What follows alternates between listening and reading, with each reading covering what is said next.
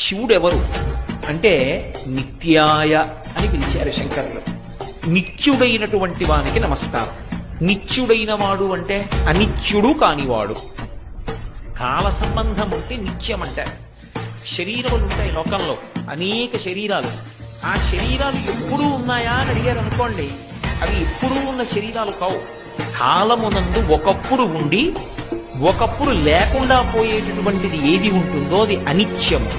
అనిత్యమైనటువంటి వస్తువు అన్ని వేళలా ఉంటుంది అని చెప్పడం సంభవం కాదు. ఈ లోకంలో ఒక లక్షణం ఉంటుంది, ఎవరైనా సరే కొంతకాలమే ఉంటారు. ఇది ఎక్కడి నుంచి ఎక్కడి వరకు ఉంటుందంటే దేవతల దగ్గర నుంచి కూడా ఉంటుంది.